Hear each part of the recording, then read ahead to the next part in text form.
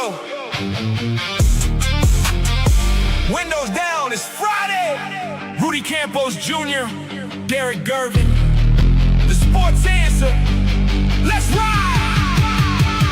It's the Friday drive home, San Antonio flow. Rudy and Derek live on YouTube. Here we go, streaming online, podcast wherever you roam. NBA, NFL, Spurs, and hot takes. We on the zone. Powered by Salem, surround San Antonio. Man, it feels like it's been forever, Derek, since we've been in here. We ended up taking a week off, and that's because I was in Katy or Houston, Texas last week. I said I was going to be practicing with Darren Fox and all them. Let's just say that I was the best player on the court when I was practicing with Wemby, Darren Fox, and those guys out there. Other than that, you been all right, man? Yes, I think I'm doing okay. I'm looking at this, looking outside the city of San Antonio, the overview, I'll say. Yeah, it's fantastic. With the since we're in the Salem Surround Studios, this would be kind of like a cool penthouse, right? I mean, Yeah. Looking over the city, you've got the airport on one side, the skyline on another side. I think I would make a perfect home at the Salem Surround Studio here. I'm looking at the overview. When I went to Italy to play, Yeah. I went to Naples, Italy, right? So I had the condo, okay? And it's kind of like looking over the city like this. And I had the purple couch. When I got into my place and I saw the purple furniture, like Prince, I couldn't believe it. I guess that was my introduction. Welcome to Italy. Welcome to Italy, man. I'm going to be honest. I've never gone overseas. I never will go overseas. I can't. I'm terrified. I'm, a quadrillion miles away from home, and I don't know what could happen, Derek. But are you more terrified of the flight or the purple couch? I'm terrified of everything from the flight to when I get there, and then the flight on the way home. It's just too much for me. I'm getting anxiety right now thinking about it. Hey, well, if you look at it right now, what are the Spurs doing? Didn't they fly over to hang out with their buddy over in France? They did, but they make a lot more money than I do, so I'd have to fly in one of those iron planes with the chickens in the back and, one seatbelt, and you have to pay the extra $200 to get the one seatbelt. That's how much I can afford. But I'll tell you what, one thing that people can afford, and that's Navarro Roofing, man. Obviously, they are a family-owned and operated since 1968. 210-680-5070. Navarro Roofing. They welcome insurance claims. We are in a city where hailstorms happen. We get freak weather here. And Navarro Roofing is going to be the only and the first call that you're going to make to get that roofing repaired. Again, it's Navarro Roofing, 210-680-5070. Plus, we got to give a shout out to Salem Surround, man. 210-526-3635. The digital marketing needs you need. You need to be branded. You need to be number one. You need to be the world champ. It's Salem Surround. Contact them today. Both sponsors of us here on the Sports Answer. We've got questions, and you know what? We've also got the Sports Answer, Derek. I want to kick it off because we've got 76er talk. We're going to get into that here. But we got to kick it off with what's going on in San Antonio, and of course, this is going to be Cheesemate time. So, like, I hear about the Spurs this y Spurs that, y como que esto y esta, pero I never hear about the real Spurs chisme. Dime, por favor. As you can see, our good buddy Jeff Garcia from Spurs in Focus, which you can catch on Answer Now TV by subscribing there. Project Marvel, Derek. So the fans, the county voted, said, hey, thumbs up. We're going to build a brand new arena. We're going to be, be brought into the now times of the NBA. We're not going to go Steve Ballmer and, get all this, hoopla and stuff, but we are going to get a sports and entertainment district. Something that puts an arena, it updates the Alamo Dome, could be another concert venue. We're going to see the San Antonio Missions even come downtown. Everything was squared away. Now, before the whole Mayor Gina Jones-Ortiz thing happened this week, there's been talk. Well, there's talk that, hey, we can't do a hotel after all. It's more than likely going to be scrapped. We can't do the land bridge that was going to go from the arena to the Alamo Dome. Now CPS can't relocate that area, that whole district center that's downtown.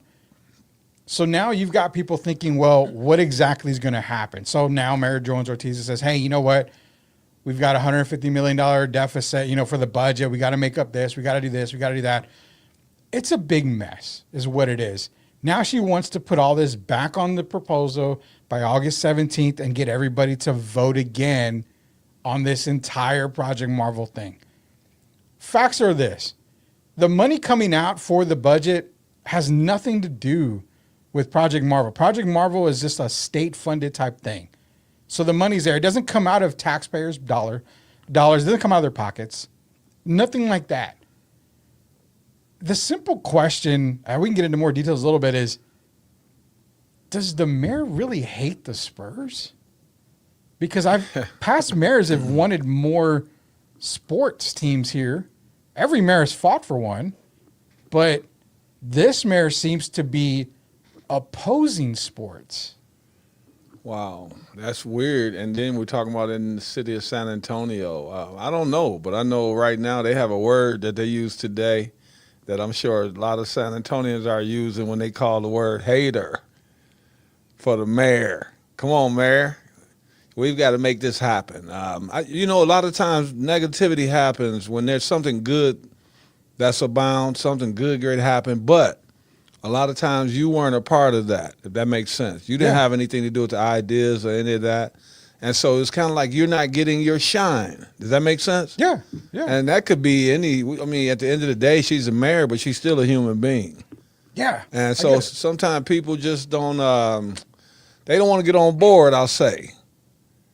And then you have to kind of win them over. And when you start talking about this Project Marvel, I think it's fantastic, right? Because you look at all the opportunities it brings around the city. We're talking about employment as well. Yeah. This is a lot bigger than just basketball. A lot of different things can happen. It opens up a lot of avenues, even when you look down like in the St. Paul Square area. Yeah. There's going to continue to be growth here. And the Spurs, at this time, 2026, you got to keep up with the Joneses. The younger people might not know that term, but the older people do when they talk about keeping up with the Joneses. Yeah. We're trying to expand and growth. And this is the time. What better time than now? We got Victor Wembanyama here. We got Dylan Harper and all these guys. We've got a great product here. And the Spurs have continued to rise above, I'll say, right? The fans, we know how they feel about the Spurs. I've been here 44 years, so no one can convince me otherwise. I hope this ends up working out. I know that it will. Yeah. But I just don't want to see the mayor become an enemy of a lot of people here in San Antonio. I think we're already past that. Yeah, well, I'm trying to take some of that pressure off her, man, because we know how people can be when they're passionate about their team and they're passionate about their city. Yeah. So this will work out, but mayor, you gotta get on board. It's time. Change is not always bad, and right now I'm excited about Project Marvel, and I can't wait till it happens, and it will happen. So she's already made it clear, Derek. She's had a meeting, I believe it was yesterday, then today she's had meetings, and she's got a perfect audience because she's having them at senior centers. Now, my biggest pushback was she knows her target audience because at the meeting yesterday, there was a lady that said, you know what, I do want to revote on this. There's a two-word phrase that's being said and thrown around, and it's property tax. So those two words being thrown around is scaring the people, the older generation, into thinking Project Marvel is going to raise property taxes. I don't want it. I can't afford it. I have a mom that lives on a fixed income, so she can't afford property taxes. But that's false. But it's a false thing. So that's where I think she's trying to play the scare tactic, is the fact that let me throw in these words that have nothing to do with Project Marvel to get it back on the ballot. But what she doesn't she understands it, but she needs the confidence of city council to put it back on the ballot. And right now, I don't even know if one or two people on city council even agree or like the mayor. They're kind of at war with her on a daily basis on everything. So she completely said if it doesn't get back on the ballot, she'll leave it alone and it's over with. But why go this far? What? In other words, what is the point of trying to use a scare tactic to get the public on your side, knowing that you don't have the council on your side? You need them first before you put anything on a ballot. But the biggest thing is we see what's going on in Portland. If you're that, and you got to put up, I think the mayor's 4-year term, if I'm not mistaken. If you see what's going on in Portland and you're pushing this team to the brink, and say whatever reason the miracle happens and it gets back on the ballot and then it dies out. I mean, it's not going to happen, but say it does get on a ballot and the arena goes away, San Antonio's done for. Not for the Spurs only, but for sports in general. That is a black mark of death right there. I just can't even envision that happening. And they can talk and talk and talk. So she's got 10 days. She's got a lot to make happen in these next 10 days. Yeah. But I think the Spurs are going to be okay. But, I mean, if you look at all the positives it brings, everything that you bring up in life, sometimes they're going to be, you can always find something negative, right? Yeah. But when the positive outweighs the negative by miles and miles, you have to make it happen. And I think right now, man, people are so excited. Even when you walk around the downtown area, you can see people basically, like looking around, envisioning what it's going to look like in the very near future. And we're in the technology era, man. This is right. We move first. We're in the 21st century. The name is perfect. Project Marvel. Just the name alone is intriguing. Yeah. And I can't wait to see it come to fruition. I can't wait. I'm excited. So am I. It's going to happen. We talk about this because we're not a radio show that is going to put the scare and come combatant and everything. We're putting it in perspective, man. It's going to happen. We know it's going to happen. It's gonna Yeah, happen. the Spurs are not going anywhere. They're not, as Derek said before the show, they're not going to El Paso. They're not going to be the El Paso Spurs. They're not going to be the Austin Spurs. I mean, there's really nowhere they're going to go. It's going to pass. Everything's going to be fine. There's no doubt about it in my mind. I just think my biggest thing is, why are you giving this team so much grief? They're nothing but positive. But then I look at it on the other side of things, Derek. You're fighting San Antonio, the Spurs organization.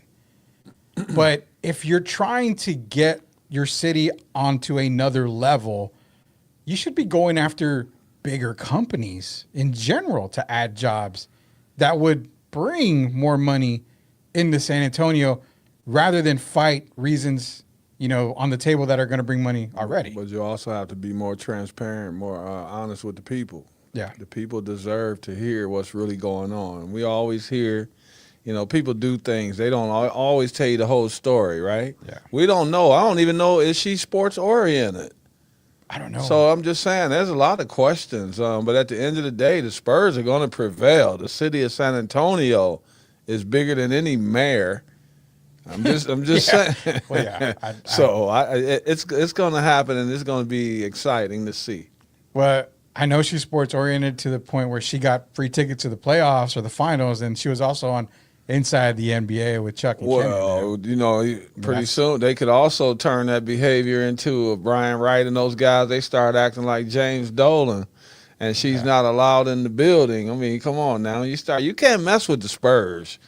We saw even when the championship series, right? Yeah. Even when they lost at the end, when the series was complete, Spurs fans are Spurs fans. Yeah. And they're looking at the future. And all with Victor Wembanyama here, we want all the most positive things. We have to win Victor over.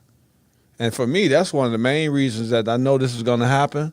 That if you had here, I'm going to be honest, and this is not to hurt any feelings. Look at my hands, Rudy. Yeah. So I got the mayor, and I got Victor Wembanyama. Which side do you think the fans, the city of San Antonio, is going to side with at the end of the day? That's Victor. Well, I mean, you don't have to worry about hurting any feelings here. We can't hurt her feelings I don't wanna more hurt than her what okay. already is being hurt. I mean, if you listen to some of the people talking around town, Derek, you and I are legitimately priests when it comes to, saying positive things about her, because there's a lot of negative going on for Mayor Gina Jones-Ortiz. But, you're right. At the end of the day, it's going to happen. She just happened to be the mayor at this time that came along at this time. So it could have been, if it wasn't her, it'd be someone else. I'm not saying they would have the same outlook that she has. Yeah. But she's got a tough decision either way, and so I just want people to give her some kind of grace. She's just doing her job. Well, and this is what it entails sometimes. She did say, if I'm not mistaken, talking to Jeff from Spurs in Focus, she did say something to the point of, I'm doing this because future mayors will look back and see that I attempted to make this happen and I made the, like she wants to take credit for it. And I'm like, I don't think any mayor will look back and say you did a great job at that. I think every mayor will think, I'm glad you didn't run them off. Lila Cockrell's, why? Oh, okay. Oh man, but yeah, like we said, Project Marvel it's going to happen. It's going to be built. There's no reason there. I don't know why. She's trying to put a stamp on, make her name for something, and it just so happens to be against the San Antonio Spurs. I have no idea.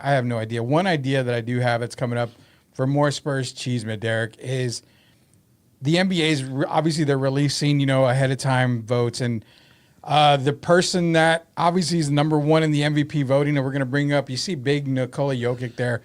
This is the first graphic that I found, but Victor is the odds-on favorite to be your NBA MVP next season, followed by SGA, then followed by Joker. The typical three that we've had, last year, for sure. Now, I had some pushback. I said I can understand. I could see him winning MVP, just not next year. I think it's a couple years away from him winning MVP. I don't see Shea winning MVP at all. I can't see a three-peat winner for MVP. I don't see that. But I don't know if I'm sold on Victor being the odds-on favorite and the word was landslide MVP candidate. I don't see that. I don't see that either. And here's the saddest part out of that, Rudy. You just named Jokic, Victor, and Shea, right? Yeah. So say neither of those three get the MVP. Who would be the fourth guy in line? I mean, you got Tatum, you got Luka. No, Luka, you just said it, Yeah. but I know you putting Luka's name before Tatum. Yeah. So either way, we still looking at going into this year being possibly the 9th year in a row of having no American MVP. That's true. So for that purpose, I'm a little sad. Now, as far as this landslide, Victor being a landslide, did Shea Gill just leave the league? No. Did he retire? Did Jokic retire? No. You got Giannis coming back, Tatum coming back, healthy. I can't see. I can see Victor being the favorite, but landslide, I can't see that, and especially when you got Dylan Harper still coming into his own. That must mean Victor's going to really, really be a beast defensively. We know that part. That's a guarantee. But the offensive part, man, I can't slight those other guys like that. You got Anthony Edwards out there. You got too many names. You still got LeBron going to Philly. Still got Jaylen Brown. You got Steph Curry, who's not retired. Kevin Durant. There's so many names. I even see Donovan Mitchell. Yeah, so I'm just saying, as far as being a landslide, that's total disrespect to all of these players, these superstars. I can see Victor being the favorite, but landslide, that's ludicrous. That to me, that is ludicrous. Now, putting him as MVP favored, you know what? I can agree with that. I mean, he's going to be the favorite. The Spurs are going to be probably. I have him as the only team possible to win 60 games next year. Eastern Conference, I don't have anybody in the East. We'll get to that in a little bit. I don't have anybody in the East winning 60 games in the Eastern Conference. Detroit won it last year. I don't see anybody doing that this year. The West, I can see one.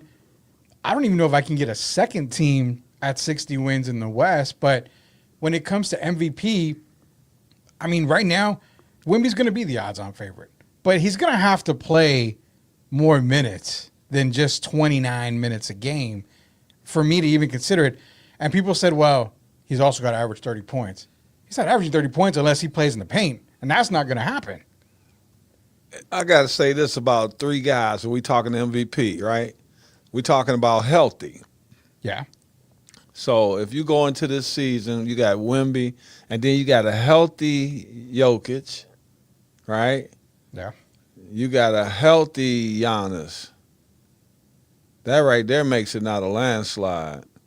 No. When you got those two guys, and then you still got Shea Butter. I'm just saying, Shea is trying to atone for last season. Yeah. It's going to be interesting. I would like to see Victor get the MVP, but do we even know, honestly, at the pace that the Spurs are playing? And I looked at it recently. I watched them defensively in the Knicks. I pulled up some of that Knicks series and just watching how much Victor has to run around. We got questions. First of all, will he play over 30 minutes this coming season? Nah. And at that pace, the way they use him, how valuable will he be down near when we go down towards the playoff stretch? So I can't, for that reason alone. And then 7'5", right, with the lanky body, we still don't know how it's going to end up panning out, how his body's going to end up next 3 or 4 years. He has to show me still a little more. I'm not anointing Victor because if you look at it, they anointed him this year, right? Yeah. It was basically once they got to the playoffs, people started leaning towards who? The Spurs. Yeah. They beat OKC 3-1 or 4-1, right? Yeah. People basically started giving them the championship because of Victor. So Victor, they showed that Victor can be defeated as well. And people have to remember this as well. When Victor played overseas, they didn't win championship. No. So I can't just anoint him. I love his game and where we're headed, but he's still got a little more to show before you can just come out and just definitively say he's going to be the MVP of the NBA. Yeah, and it's, it's odd makers talking. They're the ones that are putting the, the numbers on it, the odds on it. And odds on favorite, I would say he's odds on favorite. He's not the landslide odds on favorite to win MVP. But, it's funny because you and I are the only guys that ever mentioned this on any podcast or radio show. When we asked, is this Victor's only max deal? It possibly could because you're talking year 8, year 9 of Victor when it's done. So we have to see these next couple of years. If he comes out this year, guns a-blazing, he's averaging 27, 12, and 4, and then maybe like 4 assists to go with it. Yeah, that's great numbers. I think, but where I think is the difference is he's doing that kind of statistical career for season this year, but it's going to take the Spurs to be the overall number 1 seed in the NBA. He's got to have that buffer to help him out. You see my face because you know me. I love so, it. Okay. So if we did a poll of 100,000 people in San Antonio, right? They should all know Victor. Now, 100,000. But here's the poll. All right. Right now, after the playoffs, that would have even been a better time to ask, like the week after the playoffs. Yeah. Right now, we talking about Victor being the landslide MVP, okay? In San Antonio, right now, today, August 7th, 2026, if our poll is 100,000 people, how many would say Victor's the franchise? And then how many would say Dylan Harper? I'm just saying, so there's still questions. You brought him up, yeah. People talk very, very, very, very, very, very highly of Dylan Harper. Is Victor even going to be, as we go down to get more acclimated with this roster, is he even going to be the first option? You're the only one that's ever asked that, and I'm just saying, because if you look at Kareem and Magic, right? Yeah. We know who was the first option. Magic is making things happen, but in the half-court game, he's getting the ball to Kareem, right? But they shared the spotlight, didn't they? Yeah. With Shaq and Kobe.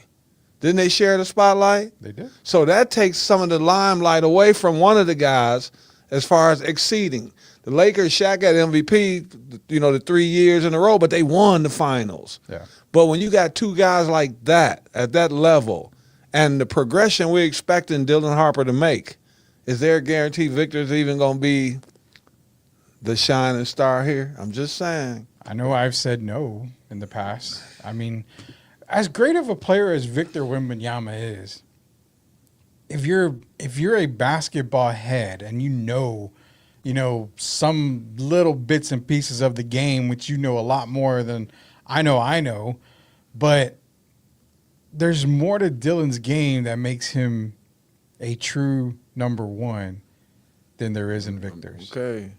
Victor is the most dominant defensive player. I'll give him that. On the other end of the floor, though. Yeah. But there's two sides of the game. And There's then you throw in defense and offense. and then you throw in this Castle, who's continuing to try to get better as well.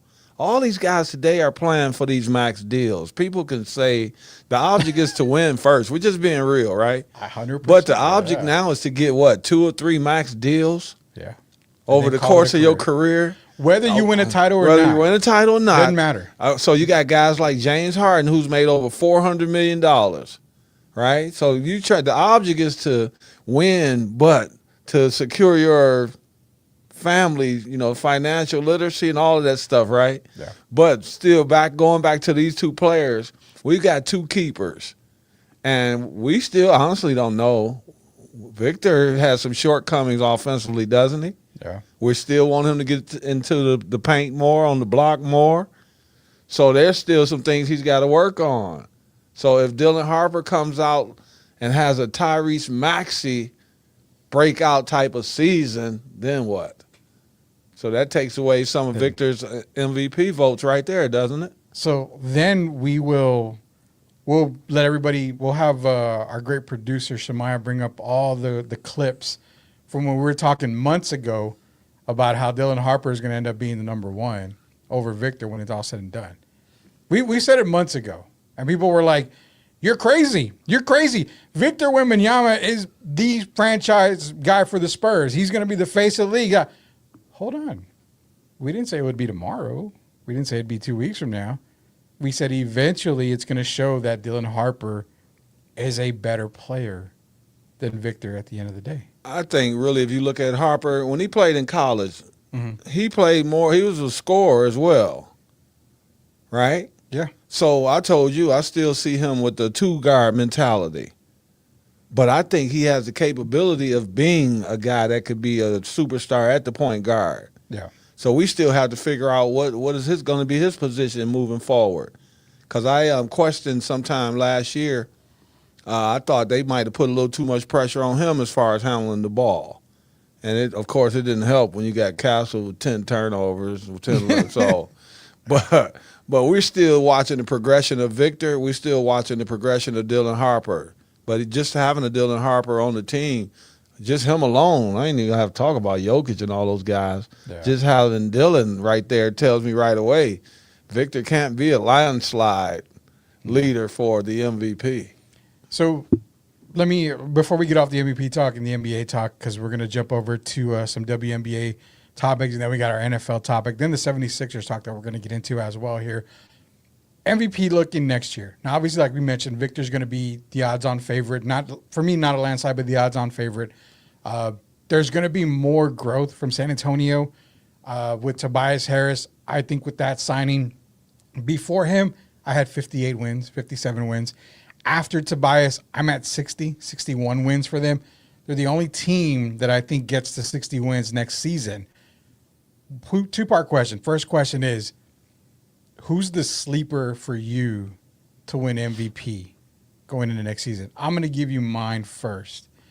For me, I really, really do like Donovan Mitchell to be considered, that out of nowhere, that Cade Cunningham guy from last year who was in the MVP talk for pretty much all the whole year until he got injured. I've got Donovan Mitchell as just bolting up the ladder of MVP talk going into next season. And probably toward the end of the season, he should be in the top 4, I would think. I have the same guy, and it's not a surprise. I mean, every year he's right there. They say he's going to win the MVP, and I know eventually he's going to win one. And how ironic would it be the year he wins it is the year LeBron leaves? Luka? Yeah, I have to go with Luka. I think the Lakers are going to be better than people think. And I just think I've already seen Luka working out and all of that. Yeah. So he's still, I think LeBron had something to do with that as far as him changing his routine. Yeah. And so I think Luka, right, going into the year, I would think for me, we are talking about the guy that averaged, 33, 8, and 8 last year? Yeah. So, yeah, that would be my pick, and I don't think that would be a surprise pick. Hell, I got to start off with Luka Doncic. Yeah, Luka for you, Donovan Mitchell for me. Wemby wins MVP, I wouldn't be shocked, but I would be like, okay. I mean, he's going to have a way better year than what he had this year. And even this year, he finished third, right? Behind SGA and Joker. Not only that, Joker, I mean, you're talking about a Denver team that was injured for majority of the year. So now they're coming back completely healthy. This is a Denver team that you and I looked at like they could potentially make noise in the Western Conference, but they were injured all year, so they didn't. Now they come back next year. You could see a big-time performance from Joker all season long. Yeah, I expect him to definitely have a comeback season. Isn't that crazy? I'm saying a comeback season. Yeah, he just came off of another triple-double year, but he's going to have a comeback season. The expectations are pretty high, man. I mean, he looked kind of fatigued at the end of the season. Yeah, I do. And then I don't know if I'm sold on I see Watson just got a new deal. Yeah. $87 million or something like that, I believe. You still got Christian Brown and those guys. I don't know. Man, Jokic, you talking about a guy. Is he, what do they call it now about the voter fatigue? Is he going to be going into the season facing that? Is Shea going to face the voter fatigue? Because you mentioned it a little earlier. Yeah, Derek.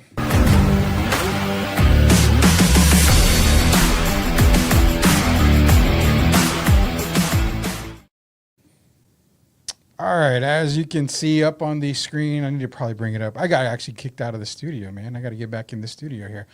76ers talk. Now, of course, we've got, LeBron James there, Tyrese Maxey, Joel Embiid, Jaylen Brown, VJ Edgecombe, everybody there, no matter what. Loving it. Yeah, they have no bench.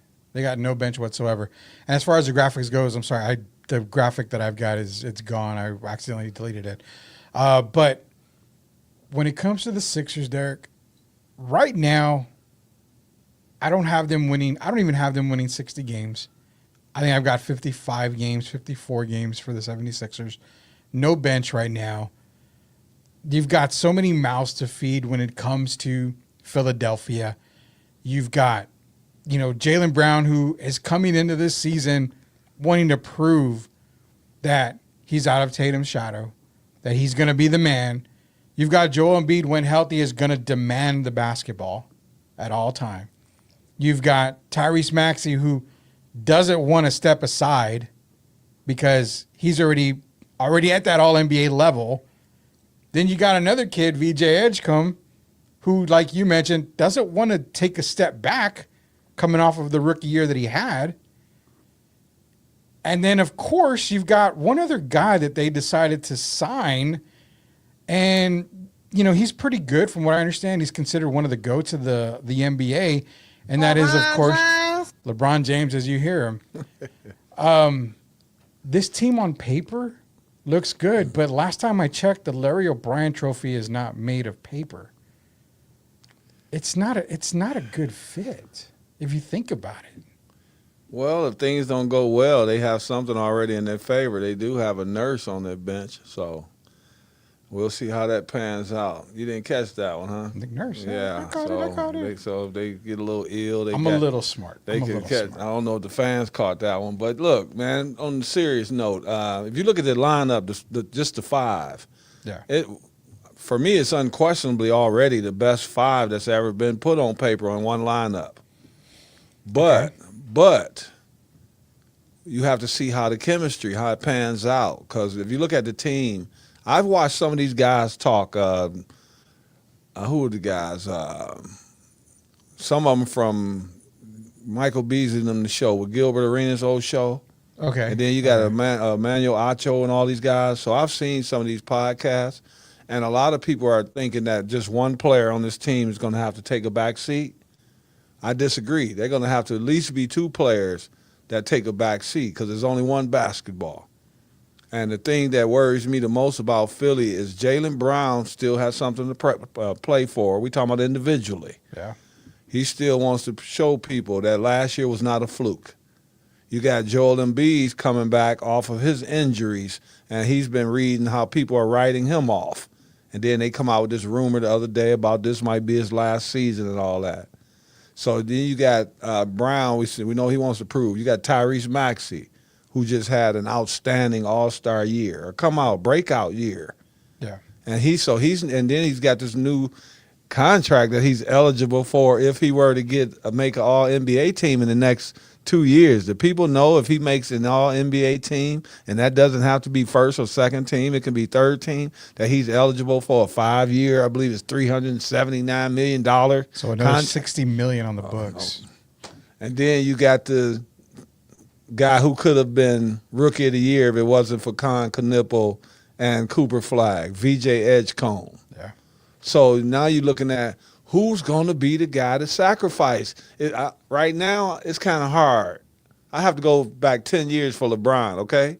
10 years ago, we were dealing with guys like Kyle Kuzma, Brandon Ingram, guys like that with the Lakers, right? And that didn't, Josh Hart. I can't leave out Josh Hart. That didn't pan out so well, right? Nope. Now, 10 years we move forward, LeBron being in year 24. Now you got guys that are better players than those guys he had with the Lakers. You're talking about Edgecombe and these guys. If anybody takes the back seat, for me, automatically, wouldn't LeBron be one of them? Should be. I'm just saying. Should be. Because I got these young dogs. I can't pull them back. The process haven't worked, man. Come on now. We talking about the team that drafted me, Philadelphia 76ers. I'm so tired of hearing about the process. But automatically, someone has to take a back seat. Joel Embiid is tired of being told he's done. All those guys have something to play for individually before we even start talking about putting them together as a team. Yeah. So that's not going to be an easy transition.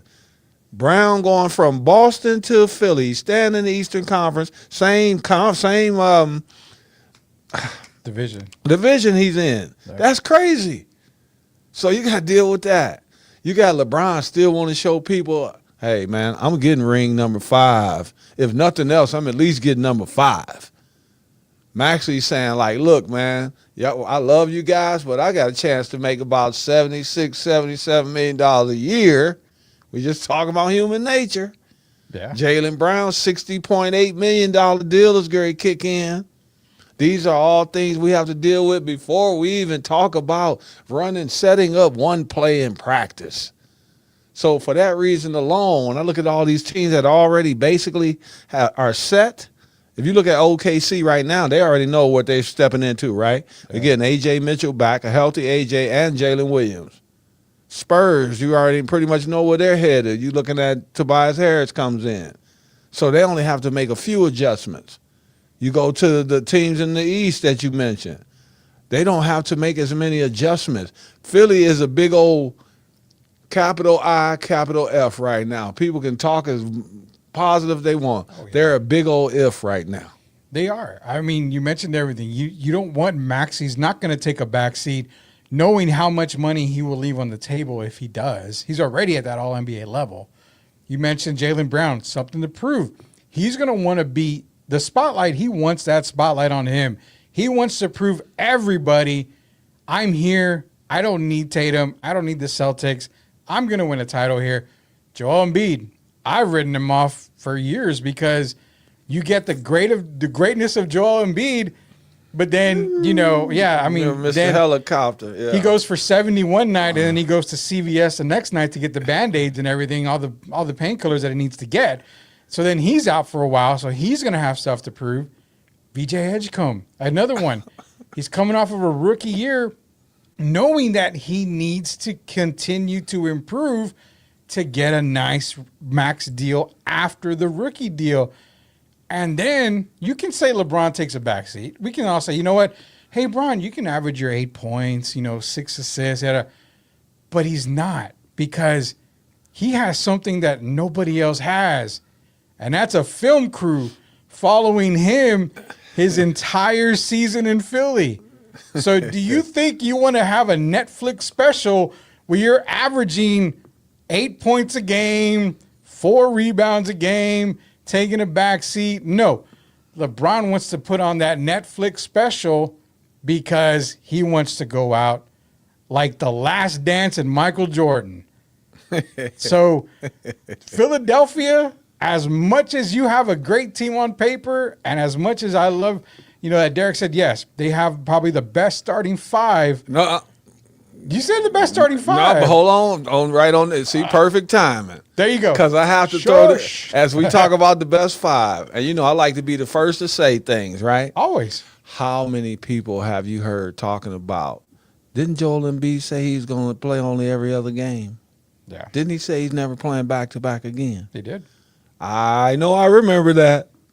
You haven't heard the reporters, the media talking about that, have they? Nope. So that just adds one more element to all the things we're talking about. We got a man that still wants to be relevant that said he's not. Hey, it kind of reminded me of the story I told you real quick about Sam Bowie when he was playing against Mark West. And I told you how Mark West was playing him so physical. Yeah. And so Sam said, hey, Gerb, come here, let me tell you something. I ain't never going in the paint again. He said, the rest of my career, I'm just going to shoot jump shots. He said, you tell Bill Fitch, I'm never going in the paint again. So that's kind of how I feel. And so Embiid, we got to figure out, is he even going to be there for 50 or 60 games? I've already said it before. I don't think he goes the entire season as a Sixer. Then that takes them out of being one of the favorites. You know they're not winning without Joel Embiid. They're not winning with Joel Embiid. I mean, there's no way. Then they talk Klay Thompson is going to get a buyout. And then Klay wants to go to Philly. Again, on paper, it's Klay Thompson. But when you look at the constructive things, it makes no sense. What is Klay going to do? He's not going to go back, in time when his Warrior days when he was a really good shooter and he was a difference maker. Now he wants to come in and play a Ray Allen role for when he was with Miami. No, it ain't gonna happen. This Philadelphia, you need to concentrate on getting a really deep bench more than anything, because I guarantee you Embiid's not playing 82 games. He's not getting to 70 games probably. I guarantee you LeBron is gonna rest a little bit. He's not gonna play a full season. I'm really truly to expect that. Not only that, you're gonna have hurt feelings somewhere in that starting five. It's gonna happen. Someone's gonna be hurt. It's when they don't. It's like if they were to go on a 2 or 3 game losing streak. Yeah. That's when Nick Nurse is going to be tested at some point this year. Even with Kevin Durant with Golden State, it was a challenge for Steve Kerr. Yeah. You don't just wake up and just roll out a championship. There are things you have to do over the course of the year to make it happen. So Nick Nurse has got a really tough job. I know Bob Myers is going to kind of help take some of the pressure off. But even with Bob Myers, it's another element of pressure because he's used to winning, right? And for him to sell LeBron on going to Philly, that means LeBron really, really, really, really believes that this gives him the best opportunity to win a championship. I look at this roster, those 5, this is the best, this is the most talent he's had. I like Ilgauskas and all those guys back in Cleveland. I give you a thumbs up on that. But this is the most talent he's had. So for them to Bob Myers convince him to go there, it's going to be interesting to watch. Before we go to our first and only commercial break, Derek Gervin, Rudy Campos Jr., Answer Now TV, give me a win total for this team. I'm gonna say 56 and 26. 56 and 26. You got them at 56 wins. Yes. Okay. I've got them, like I said, about 55, 56 is what I've got them. I even see on the low end 54. I got them at 56. I got Boston at 55 and 27. It's going to be close. Yeah. No team in the East gets to 60. I'm saying it right now. You've got too many good teams in the Eastern Conference to get anyone get to 60 wins. Knicks go 52 and 30. The only team that's capable, I think, I would put Cleveland in there as far as a team that's capable of winning 60 because Cleveland seems to play well during the season. That's true. Their problem comes playoff time. So I could see if anybody wins 60 in the East, I could see Cleveland being up there. And if that happens, then, of course, that puts your Donovan Mitchell in the MVP conversation. But that's the only way that he'll be in the conversation. They have to have the best record in the league. I agree with that, man. No one in the East, I think, gets to 60 wins. Derek mentioned Cleveland possibly. Dick possibly could happen. I think I've got Cleveland. At the end of the day, I might have Cleveland number 1 or 2 in the Eastern Conference at the end of the day. We got more basketball talk to come up in many future shows. We got some NFL talk coming up right after the commercial break. Plus, Derek was getting some WNBA talk. He had a really good breakdown about Caitlin Clark, and Caitlin must have been listening because right on cue, your breakdown of Caitlin Clark She heard you. Don't do that. I did it. This is Derek Gerber, Rudy Campos Jr., the Sports Answer. We'll be back. Word from our sponsors. Can I help you? Yes, madam. I'm a roofing contractor, and I'm giving out free estimates to lucky homeowners today. Would you like one? Nancy, don't do it! Wait, who said that? Up here, Nancy! I'm your roof! Be careful, that guy is not a roofer! Yes, I am. And I have a brand new shining ladder to prove it. Well, where's your ladder? Right there in my truck. The one with the Michigan license plate. Nancy, why don't you call Navarro Roofing? They're the ones who replaced me last time. They have an A+ rating with the Better Business Bureau, and they've been in business since 1968. I remember my dad used them to replace our roof when I was just a kid. I'm going to call Navarro Roofing. Besides, they did my neighbor's house, and it looks amazing. And the cleanup was excellent. Before you let anyone talk you into a good deal, call the Chamber of Commerce and see if they're actually local. Navarro Roofing is local and supports our local business. That's the best call I ever made. Thanks, Roof. Don't trust out-of-state storm chasers. Trust the name Texas has relied on for generations. Call Navarro Roofing today at 210-680-5070 or visit navarrosroofing.com. Looking for the inside track on the silver and black? From deep dive analysis to breaking news on Wemby and the squad, get it all at Spurs in Focus. Join veteran beat writer Jeff Garcia for the ultimate one-stop spot for all things San Antonio Spurs. Subscribe now at spursinfocus.substack.com.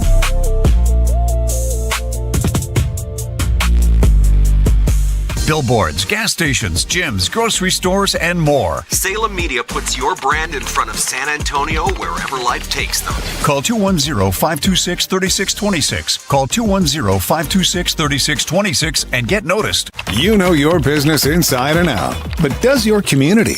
With Salem Media's podcast and video production services, you can share your expertise and connect with customers on their commute or wherever they listen. We handle production and distribution, so your content reaches the right ears on multiple podcast platforms. Stop letting competitors own the conversation. Call Salem Media today and ask about our local business podcast packages. Call Chris at 210-526-3631. 210-526-3631.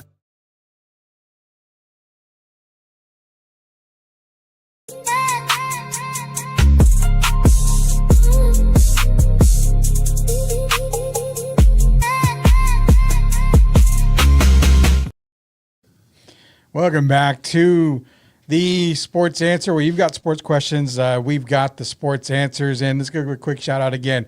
Navarro Roofing, 210-680-5070.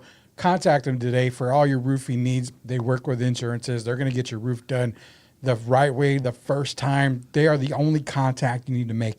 210-680-5070. Family owned and operated since 1968. Also, you are at the Salem Surround Studios. Shout out to Salem Surround, 210-526-3635. Digital and marketing needs, they are the best in the business. Your brand, your company will be shot to the moon, Alice, if you get that old reference from, what show was that? Godly. My Old Honeymooners, my favorite The show. Honeymooners, Ralph there you Cramden. go. That is Salem Surround Marketing for you, 210-526-3635, all sponsors of the Sports Answer. And you see the logo, so the WNBA logo. Now, I mean, we're going to keep it as basketball as possible, which you do. I know you do and all that, you know, but you had a breakdown video of Caitlin Clark's game, and we've talked recently. And I will say, when it comes to the Fever, I've made so many questions throughout the year when it came to coaching. At one point, I was like, Stephanie White shouldn't be the coach no more. She's usually control. I don't know what she's doing here. Lately, I've been okay. Well, yeah, I've seen what she's doing. She's not buying into a lot of the stuff. She's coaching. She's got probably the toughest job in coaching right now in basketball. You've also broken down, with Caitlin Clark. You and I have both said, I don't buy the Caitlin Clark hype as a player. She's a great player, but I don't find her as face of the league material. I don't find her, as the best basketball player in basketball, anything like that. I've made that always very clear. And, the team overall still lacks one position, and that is point guard. You and I talked about that earlier. So we can break all that down at some point. But you did a good breakdown on Caitlin Clark's game that you maybe want to elaborate here, because there are some basketball people out there that may see her like tremendous player, but she has more hiccups than anything else that a lot of people don't even know. Well, and then some that don't want to know it, so you got to throw that in as well. I'll give you that. Caitlin's a very good player, okay? I won't even, for me, it's not superstar yet because superstar means you're consistent. Exactly. And so she still can get better, but people think sometimes anytime you mention her, if you're not bowing down to her, you're being negative, okay? And I'm not going to be negative. The young lady has potential to be the face of the league. She's the face of the league as far as marketing, yes. Yeah, I'll give you that. She has the potential to be as a player, okay? But there's things she has to get better at. I talked about, she reminds me of LeBron James, and I've told you this before. There's some players that are right-handed that prefer to go left. Yeah. And, she could step into that shot going left off that screen up at the top of the key. Yeah. And if you let her step into it, she's going to knock down a high percentage of those shots. The problem is when you make her go to the right. Once she goes to the right, she can't elevate and get over and jump over the shooter, over the defense and get her shots off. So a lot of times it causes her to put the ball on the ground. Mm-hmm. And if they can cut her off, she tries to make the home run. I'll call them the wraparound passes. Yeah. Where you're trying to throw the ball to someone cutting to the basket. And a lot of times that's Aaliyah Boston. But as you're doing that, you got, I'll call it like a suction cup. Because you're taught in basketball, if the ball moves to one side, the defense adjusts and they slide more towards that side, right? Yeah. So a lot of times when she makes those passes, she's throwing them in the crowd. Yeah. And so she has to get better at faking that pass a lot of times and finding those shooters on the perimeter. So it's not that she's not a bad player. And then you got to look at this as well. I believe, and I've felt this way since she was in college, I believe she's more suited as a two-guard. Shooting guard. Absolutely. If you look at her and Kelsey Mitchell, both of them are pretty similar. It's no coincidence that right now they're number 2 and 3 or 2 and 4 in the league as far as scoring. Mm-hmm. And they're right there. I think Kelsey's averaging like 23 something and Caitlin's about 21. Yeah. So they both have the scoring mentality. Caitlin is a good passer, but she's more like a Luka Doncic passer. Luka's trying to get his game off first, right? And if he can't do that, he can distribute the ball very well, like last season. Mm-hmm. But mentally, what is Luka automatically? Score. You see him in the warm-ups. What is he practicing over there by the bench, working on his long-range three-pointers and step-backs and all that, right? Yeah. That's Caitlin Clark, okay? Mm-hmm. So she just has to learn to play, to make better decisions. The biggest issue is Stephanie White and the management moving forward. If they don't win the championship this year, they're going to be conversations because at some point you have to start thinking about breaking that team up. Yeah. You've tried with the Lexi Halls and, Sophie's and even brought in Raven Johnson. For whatever reason, she's not playing much now. And then you got Timmons they brought in and Billings. If you notice Timmons and Billings, since they've kind of risen as far as their minutes, what's happened to Lexi Hall? She's kind of disappeared the last month and a half, 2 months. She hasn't been playing much. Sophie Cunningham the other night had, one shot, 2 shots. Yeah. 1 shot or something. She made a three-pointer. She had 3 points, 2 rebounds, 1 assist. So I said months ago that when Caitlin takes a high volume of shots and you got Kelsey Mitchell, it hurts the rest of the players, and that includes Aaliyah Boston. If you put Caitlin at a 2-guard, everything opens up. Think about her on one side of the floor, Kelsey Mitchell on the other side of the floor, and you and I talked about it. You got Hannah Hidalgo, a point guard, another point guard, even a Chelsea Gray, distributing the ball. First of all, it keeps Kelsey fresher. It keeps Caitlin fresher, right? It takes Caitlin away from the ball. She can play more like a Steph Curry off the ball. Yep. Right now, I hear people saying Steph Curry, but really who's she playing like right now? More like Trae Young. Yeah. I would rather see her. That's who she's playing like. Exactly. I would rather see her play more like a Steph Curry, where she gives up the ball and then she's running around, and because she's good at that. She moves without the ball. And then when you catch the ball, she's not in a position where they can double team as quick. Mm-hmm. And so that also opens the floor up for Aaliyah Boston, who can also step out to the 3. And we know she's a beast in the paint. Yeah. It opens it up for Kelsey Mitchell. When Kelsey gets it, she gets an opportunity to go to work. If you watch now, most of Kelsey's moves are either from the wing out there or they're from the top, right? And it takes a lot of dribbling, a lot of energy, kind of like Jalen Brunson. Yeah. If you take the ball out of their hands and give them a point guard, like a Dylan Harper, like a Chris Paul, think how much more effective their team would be. So it's nothing negative about Caitlin. It's just the decisions they have to see what they're going to do moving forward if this doesn't happen. Because right now they got two players basically playing the same position, kind of like Jaylen Brown and Jason Tatum. Weren't they playing the same position basically before they finally won? That's the perfect example there. I'm just saying. Identical type of player. I mean, you're trying to make both happy, and it's not going to work. And that's, you mentioned, I mean, Indiana Fever staff, everything. Do everything you can to get Hannah Hidalgo coming out next year. Hopefully she's coming out next year, but Hannah Hidalgo would be the perfect piece for the Indiana Fever because, again, point guard, very good basketball IQ, and she's quick. She can get to the basket. She can make the pass. She can put Caitlin and Mitchell in the perfect spot. She can make Aaliyah Boston's life so much easier. Can I name another player? Go ahead. Because I love her. She was only a rookie this year. Go ahead. Last name, Hawkes. Oh, yeah. Oh, man. Yeah. Bring Hawkes in with Caitlin and Kelsey Mitchell and Aaliyah Boston. Yeah. You got a championship roster. They're and that's what we said before we talked about the WNBA for Indiana. We said they are one piece away, and that's a point guard away. Hawkes or Hidalgo. I love Hidalgo, but the size could be a problem. The size is the only issue. But right now, Hawkes, I'm telling you. When are they going to allow you and I to run a team? It's coming. I mean, they got to allow us to run a team. Why don't we start slow? Why don't we put a CYO team together? Let's run that, and then we'll work our way up to a pro team. No, man, we're moving fast. Hell, let's give us a team. You and I are going to move to Brownsville or somewhere. We're going to Whoa. Yeah. What's another name we can come up with other than the Spurs? That represents San Antonio? Yeah. The Brownsville Armadillos. I don't know. I don't know if that'll work. We should let everybody, the fans, name the team that you and I will take over. But needless to say, I mean, I think if they don't win the title this year, the WNBA is kind of hard to predict right now. It's hard. I mean, the Aces obviously are one of the teams, but a team that I've been kind of watching and a fan of since they became a WNBA team was Golden State. I like Golden State. But, I mean, there's so many good teams right now, and they're all vying for position.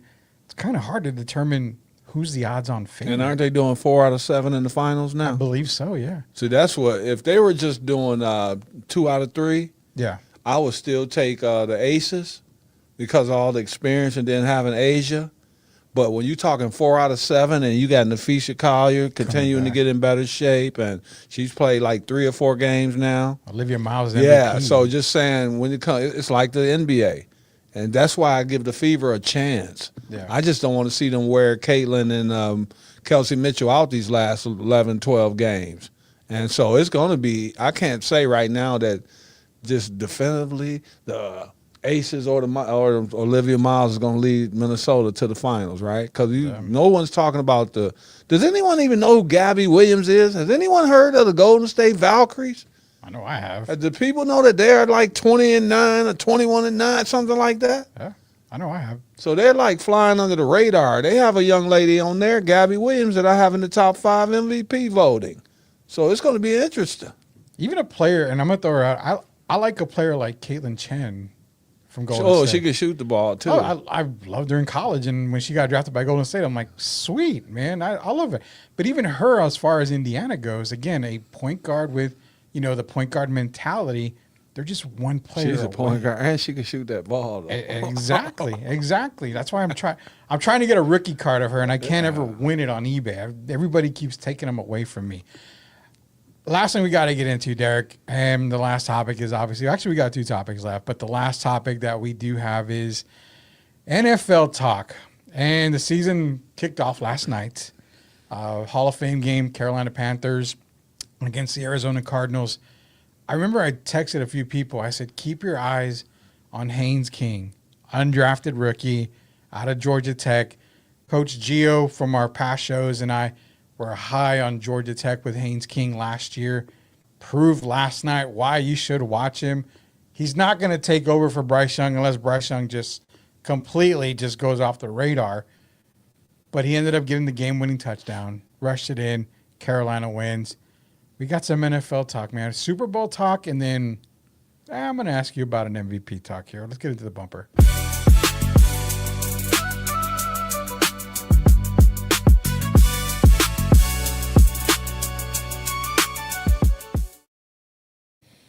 All right, on the screen, I know you really can't see the screen too much, but these are so far the odds-on favorites. The Los Angeles Rams are obviously the number one team favorite-wise. The Buffalo Bills are 2. I don't see the Bills being that high, but people are seeing stuff that I don't. Seattle is number 3. Baltimore and Kansas City round out the top 5. So only 2 NFC teams are predicted to be Super Bowl favors, because after that, the Chargers are after the Chiefs at 6. The Eagles are there. Then you got Patriots, 49ers, Broncos to round out like the top 10 or so. Who was number 1? Rams. Okay. To me, that is the most complete team. I hate to say this, when healthy. Where are my Detroit Lions? They're on there. The graphic was so small they didn't make it on the graphic. Man, are you serious? I heard people talking about the Lions as one of the top 4 teams this season. I have not seen that. All right, well, you know me. I'm not saying anything bad about it. I just haven't seen it. Well, recently I heard about the watch out for that's the team, because you know how they always talk like we do. We talk about our favorites or our surprises. Yeah. So already I'm saying Detroit is in so you make sure y'all remember this day, August 7th, 2026, when teams fly under the radar. Is a lot of times when they finally come through. They don't even have Detroit as the best in the division. Yeah, they didn't have the Knicks as the best in the division either last year. So okay. I hear the gong on that. Okay, so NFC North, I think they've got Green Bay 1 and Chicago 2. Yeah, they do. If I'm not mistaken. And there's people saying that Minnesota. They had the Lions 4th. I couldn't believe it. I did see that. Yeah, I'm just saying. Last I heard, I mean, they lost David Montgomery, but is it because they lost all their coordinators a couple of years back? I got them in the top 4 in the league. They had nerve to have them top 4 in the division. You and Shemaiah have y'all's Lions at high regard, where I have my Falcons at the bottom. I pray for a last place division. This is last year was a transition year for us, wasn't it? Yeah. As far as the coaches. Yeah, now you're going to really see how it works. Now it's more, you guys are more familiar with what's going on, what they expect. Yeah. That Coach Campbell is ready, man, to get over the hump. It's onward and upward we go. I think you're probably going to take, so we have to make our Super Bowl picks. We did it a while back, but I said I'd give you more time to think about it. I'm going to stick, and I have to say when healthy, I'm going to do the Super Bowl matchup. I originally went Rams, and I said AFC, I don't know. I was tossing the Texans in there. And then you were laughing. Then you called me that same night. Didn't they get David Montgomery? I said, yeah. Okay, I can see what you're saying now. Okay, maybe. Now, Buffalo, I love Buffalo, Derek, but I don't think they have enough on the Buffalo side. What's the Texans quarterback's name? That's C.J. Stroud. Yeah, I know. So you're giving C.J. more credit, basically, than Josh. I'm starting to – I love Josh. You know, he's my favorite player in the league. Yeah. But if he has to make it happen this year. Yeah. He has to make it happen, or we starting to talk about basically him being Aaron Rodgers without even that one championship, though. Yeah. And that's where we are. So he has to make it happen. Them being rated number 2 right now, I wouldn't say that. Well, as a favorites. I know, but when there's people that's who are these people that's picking these favorites every year? That's what gets me. Why they never show these people? Half of them have never even seen. They don't even know what a football looks like. So I'm just being honest, man. They just rolling people out the bed, letting them pick who's going to win the championship. That's crazy. Well, they got the Chargers at 6, and that's one team you and I talked about. Justin Herbert. Huh? You know what? I believe in the Chargers this season a little bit more than I did last season because, again, you get another year of Harbaugh, but they've made strides, I will say, in the offseason. But again, you're talking about Drew Brees never won with the Chargers. Phillip Rivers never won with the Chargers. Herbert's on that same path. That's another guy where you're looking at, now we're talking about making strides. Baskin Robbins has made strides. McDonald's, everybody. Well, we passed to making strides. We at the situation now. Justin Herbert. Why do we allow people like Herbert, Joe Burrow? Why do we keep giving them a pass? We don't give Lamar Jackson a pass. I'm just being honest. At some point, you got to start seeing these guys for who they are, right? We're not still giving Aaron Rodgers a pass. I know some people want to blame his age, but he's still playing, right? Yeah. We don't get Kyler Murray and these guys a pass. At some point, you got to call it like it is. Herbert has to win this year. Joe Burrow has to win this year. Josh Allen, MVP, huh? Yeah. This is the year. I don't want to fall off the bandwagon, but Buffalo's starting to remind me of the Bills, the Jim Kelly days. I'm being honest. Yeah. Every year we got them at the top. Every year they're in the top 5, right? And then what happens? We always like Murphy's Law. Whatever can go wrong will. Will go wrong. They brought in running backs. We complained about that for 2, 3, 4 years, right? Mm-hmm. So they supposedly shore up the running back position. That doesn't work. The defense, they go out and get a few players on the defense to scramble around. That doesn't work. At some point, we got to start holding who's the main guy on that team, the most notoriety. Who gets the most notoriety? Quarterback. So at some point, we got to start holding Josh to the fire, and this is the year. I think this is the prove-it year, like you mentioned, for Josh Allen, Lamar Jackson. He's won MVPs, but if he's not going to get it done in Baltimore, kind of got to start looking elsewhere. Dak Prescott's another one. You mentioned Justin Herbert. Looks like Baker Mayfield. Baker's on his way. They treating down, Baker. man. And I got look. Couldn't I say this really quick? Yeah. Because I'm a guy that watched the video. We mature as we get older. So I'm the guy that watched the video when he was running from the police. And when he came out of college. Yeah. And then to see the maturation, what he's become now. He's a guy. It's amazing to me that they happen to they're balking at paying him the big money. He's been in the league, what now, 10 years? I believe so, yeah. He's earned his money. And so I had to give a shout out to him because I've become a Baker Mayfield fan. He deserves the contract. I mean, there's no doubt in my mind. And he did the mature thing. He said, if we don't get a deal done by this date, don't talk. We'll talk next season. He's mature about it. I think old school Baker would have been, I'm not playing. I'm not coming to camp. I don't care. I want a deal. Now he's matured. I don't have Tampa Bay as one of the better teams in the league this year. I don't even have them as the top team in that division, to be honest with you. But I think they're going to win some games, but Baker's always going to be professional, at least, for Tampa Bay. One team that's not on the list that I've actually am high on right now as the Cincinnati Bengals. I think a healthy Joe Burrow, they've got weapons there. I like what Cincinnati's done. They added Dexter Lawrence on the defensive side. But again, can you keep smoking Joe Burrow healthy? That's the problem. No, that's not the problem. Problem is what happens as soon as you don't throw the ball to Jamar Chase. Oh, yeah. Can't gritty. we just saw. Didn't we see that in Philadelphia? Yeah. And they won the championship. Yeah. A.J. Brown, and sometimes it just doesn't pan out. Yeah. So Burrow's got a lot of pressure on him. He's got a lot of pressure. When you have a receiver of that caliber, and if you miss him one time, and then he starts acting a little bit like Donovan McNabb and T.O., yeah, you got a problem. That's why something about Cincinnati. You know how you mentioned the Cleveland Cavaliers? Mm-hmm. They're a team that you like every year, right? But you always think they're going to come up a little short, kind of like your Orlando Magic. Yeah, why are you going to bring up that? I see them being the same. I see them being the same type of team. I honestly do. Yeah. Whatever, no matter what kind of roster you put out there, over the course of a season, something just seems to go wrong. I feel like this year is like the AFC has good teams, but I still think it's going to be an NFC dominated year.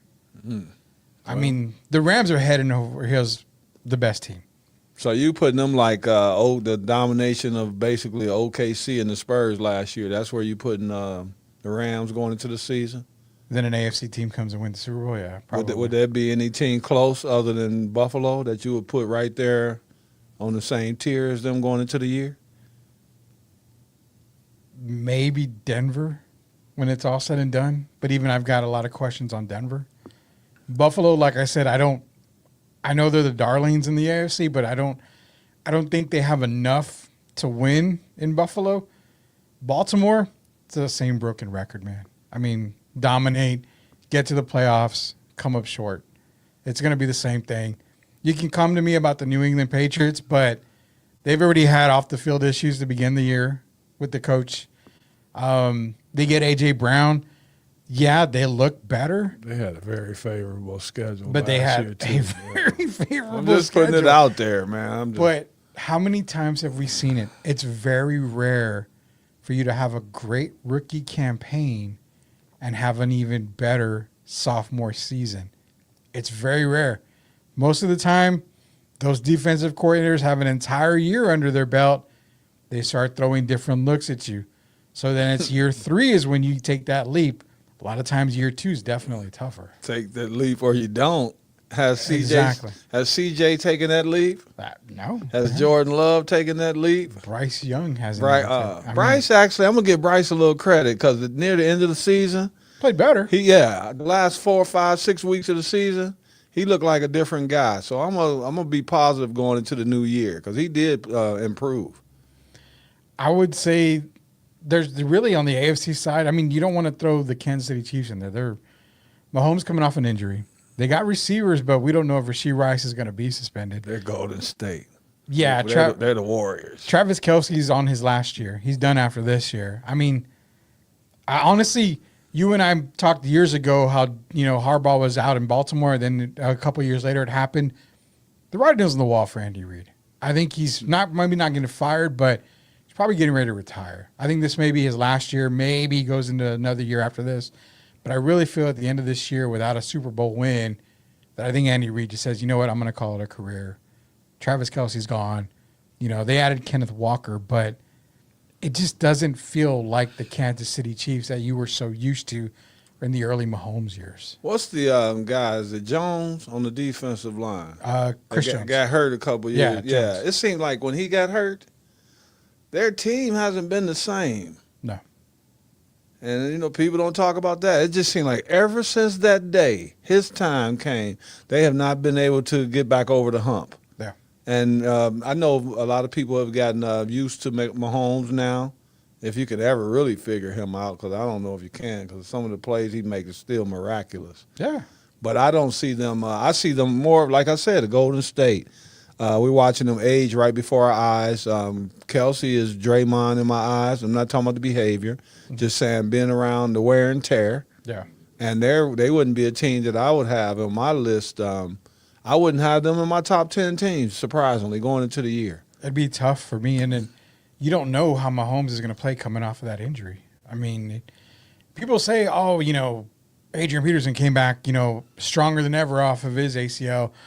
But not everybody's Adrian I hate when Peterson. they say that kind of stuff. Yeah, They're two totally different people, man. Exactly. But with Mahomes, yeah, he could be great again. He could still be good. But you just don't know until you actually get hit, first off. I mean, yeah, you can do everything good in the behind the pocket and everything, but you don't know until you get that first hit how it's going to really feel. So I don't get the Mahomes hype. I can understand the Chargers hype, but again, it's hype every year. I don't even buy Philadelphia hype. Oh, boy. I mean, the NFL just seems to be, let's put it this way, it's the Rams and then it's everybody else is what it looks like. Jason Kelsey was smart like Bob Myers with the Warriors. See how he got out at the right time. Exactly. He saw the combustion. He was like, man, we got a ring. Let me get out of here before they completely implode, to avoid the A.J. Brown situation. I'm just saying all that nonsense. So it seems like every time we look around Philadelphia, they want people to trust the process. Damn, was the Flyers Trust in the process. Every team in Philly is supposed to trust the process. At some point, the process needs to be redone. My goodness. Yeah, I haven't trusted the process at all. Never bought into that. Give me your Super Bowl matchup. If you had to pick one right now, can we safely say that the NFC is decided for you? I don't know who I would take in the AFC, though. Names right now, who do they have ranked in the top for the AFC? Buffalo. And no, who they have after those? Who's the next two teams? Buffalo, and then it is Baltimore, Kansas City, the Dodgers, the Those Chargers, the next two? the Chargers, the Patriots, and then the Broncos. Okay, so Out of all those, I'm going out of all those. I'm going Broncos. I would say the Broncos would probably be my. That's my favorite pick. Out of all of them, I'm going Broncos. Man, look, I'm not a huge Sean Payton fan, but the man knows how to win. He has one before. And even like when he goes places, he steps on toes because when he first got there, Russell he was the way he treated Russell was really bad. But if we look at it, he was kind of accurate, wasn't he? Yeah. Russell's best days were behind. Yeah. And so this year, and then they quarterback, you just love him. Bo Nix, I did. Yeah. Is this a possible MVP year for Bo Nix? He's got the. We talked about all the other guys. Why we didn't mention him as far as for MVP? Up there with Matthew Stafford. Could be. Going into the year, those would be my top two quarterbacks. Matthew Stafford and Bo Nix. We talking about an MVP voting. I think Denver is going to be better defensively this year. I really do. I think they're going to be a dangerous team. And they flying under the radar, which is Sean Payton loves. Yeah. I could see. I would have Denver. That would be in my final. Rams and Broncos. Broncos. And I'm going with the Rams on the NFC side, and I can't take anybody other than if I'm going off that list. I mean, I like the Broncos. No, wait. Now here goes. Okay, so you're doing the okay. Why is everybody like unanimously going with the Rams though? Because there's a possibility that number 99 will walk through that door, and I don't remember a defensive line that had an Aaron Donald and a Myles Garrett on it. Okay, so he doesn't come back, and then you're looking at Myles Garrett going into this year. Nobody's been able to stop him yet. But I mean, the scheme is going to matter as well. Whoever the defensive coaches are, sure, they have to put him in a position to succeed, right? Mm-hmm. So I like the Rams, and then I think they've been getting closer every year, but they haven't gotten over the hump either. The only one, they did well. I won't say they didn't get over the hump. Yeah. I like McVay, but if you really look at it coming down to championship, would there be a better championship than that? When you talk about the coaches, McVay against Sean Payton. That'd be an awesome game. Are there any better coaches than them in the league right now? I didn't say equal. I said better. That you could just say right off the tip of your tongue, there are better coaches than McVay, and okay. Yeah. I mean, I'm going through. So you get Payton some credit, because Sean Payton is kind of like a Eric Spoelstra type guy. What'd you say? Yeah. And then we know what the other coach brings to the table, McVay, running up and down the sidelines with his team. He's another good motivational coach. Yeah. Well, my coach running behind me like that, I'm going to score. I see him on the video, on the screen. Oh, man. So going into the year, that would be exciting for me to see those two teams.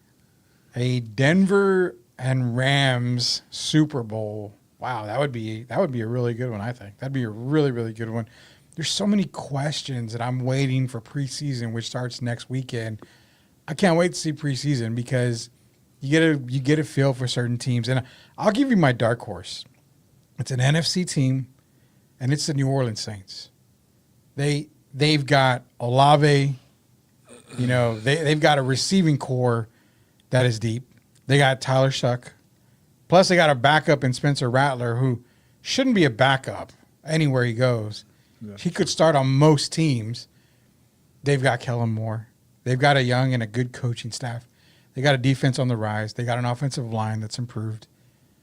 I think the Saints are the best team in that division, and I actually picked them to win the division. That's my dark horse team. So that's your dark horse team for the league, though? For the league, yeah. Okay. And I already told you who my dark horse team is. Not Detroit. Or is it? L. Give me an L. Give me an I. Give me an O. Give me an N. And give me an S. Let's go, Detroit Lions. How about them Cowboys?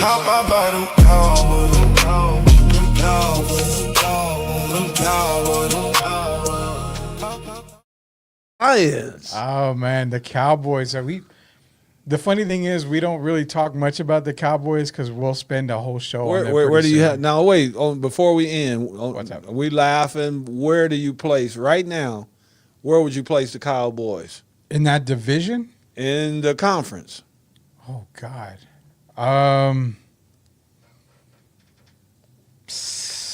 I've got the Rams better, Seattle better. I think I would have San Francisco better. Philadelphia, possibly better. San Francisco. Ooh, Healthier San Francisco team. man, what's their quarterback name? Brock Purdy. Yeah, so they got the same quarterback. Yeah. Man, that's.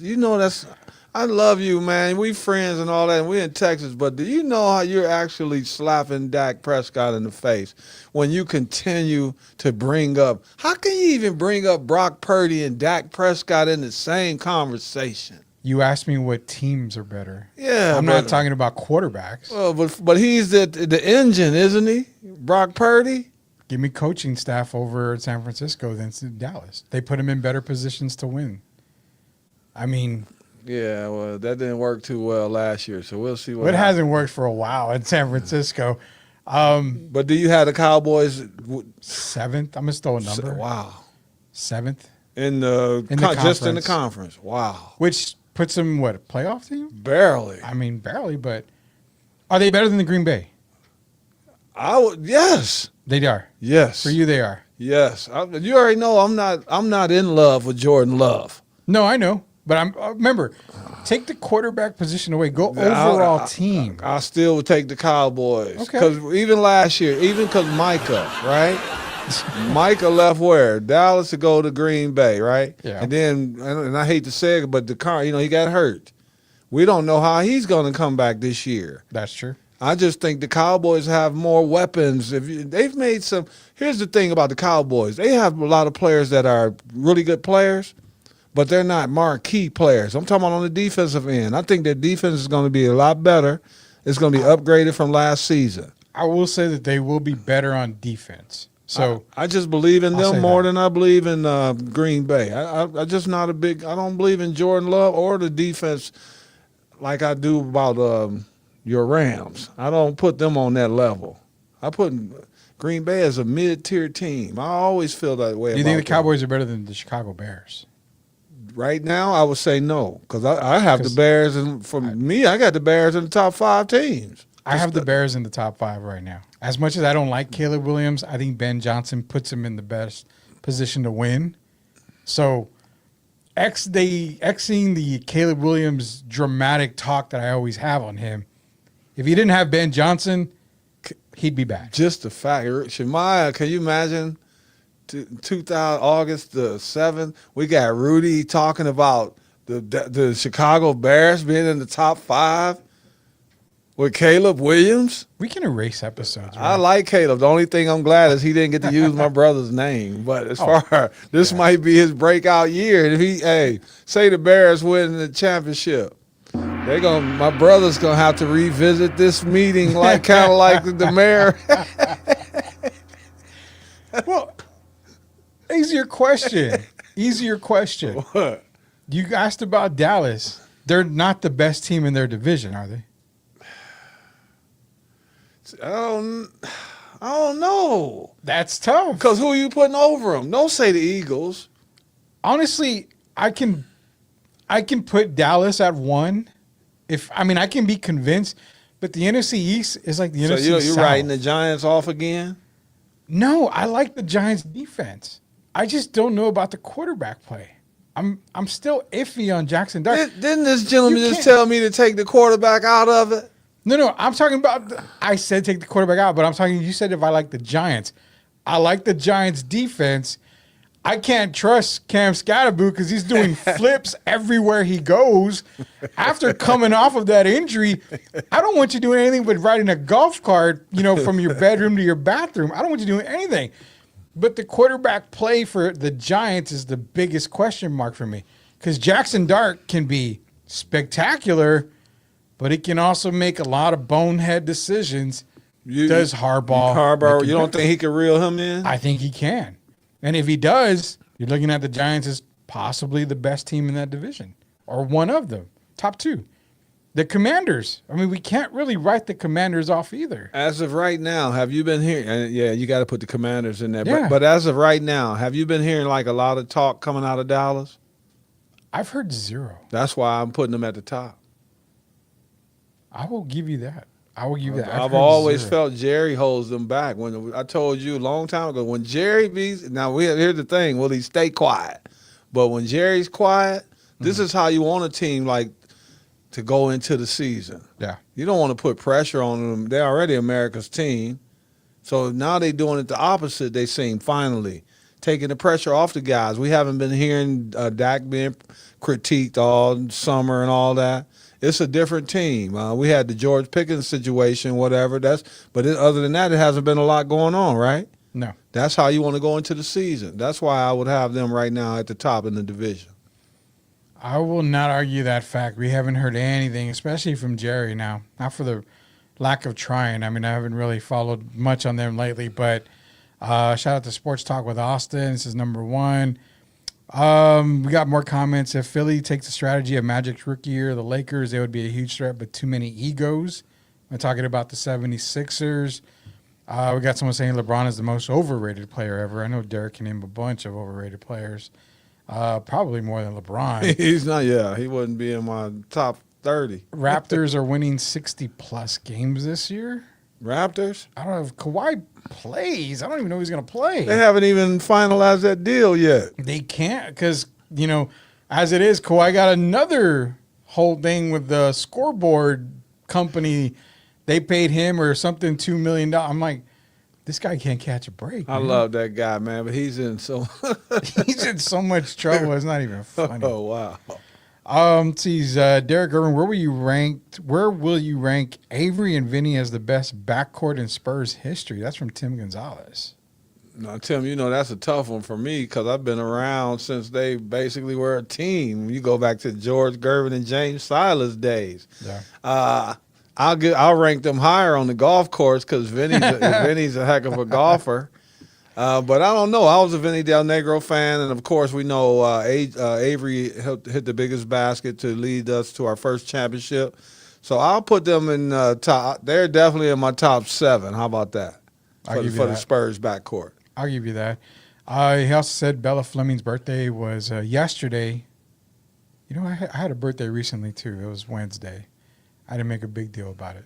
I don't like my birthday no more. I'm getting something about me celebrating getting old, man. I just can't do it. My grandma's birthday was yesterday. Rest in peace. Which also means David Robinson's birthday was yesterday. So belated happy birthday, Dave. That's why I don't celebrate either because Dave decided to have his birthday a day after mine. Makes no reason for me to celebrate my birthday knowing that I have to. The Admiral follows behind me. Look, I got married on my grandma's birthday, so I felt all special. And then I look up, and later on down the line, I found out my marriage was also on David Robinson's birthday. That's when I really got hyped. Ooh. A lot of birthdays in the house, man. Appreciate everybody that has joined us. Again, shout out to Navarro Roofing and Salem Surround. You are part of the Salem Surround Studios here at the Answer Now TV. And again, YouTube, Answer Now TV. Be sure to follow. You can catch myself, Derek Irvin, on Fridays for the Friday Night Drive or on Thursdays for the Thursday Night Delight. The best way to know and the best way to get that schedule is be sure to follow us on Answer Now TV. And guys, keep those subscribers are coming because we're growing on that Answer Now TV. It's doing fantastic. It's because of you that Derek and I keep coming back week after week to give you the best sports show that we possibly can and the best one in the city. Got any closing statements here? I've actually got a volleyball tournament tomorrow for my daughter. Shout out to my daughter, Derek. got a text. She made co-captain of the team, and she made the libero. She's a libero now. So go down and dig those balls off the ground.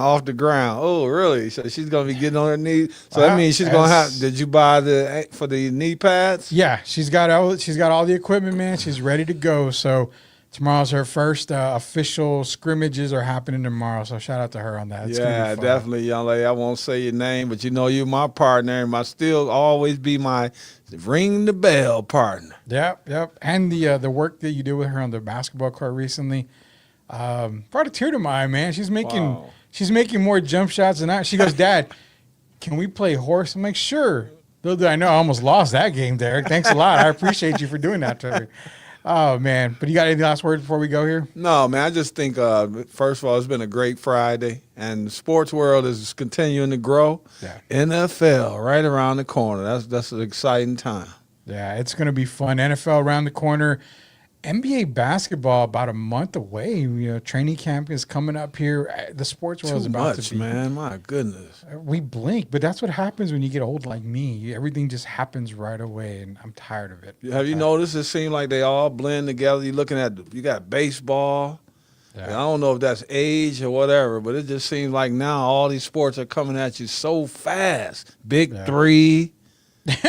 Soccer, I've been a big. The soccer, the basketball tournament. Well, I didn't like how that ended, but that's another story. But I'm just saying, a lot of things going on. So the sports world is continuing to thrive. It's strong out there. For Derek Irvin, it's Rudy Campos Jr. Remember, when you've got those sports questions, we've got the sports answers. See you guys next week.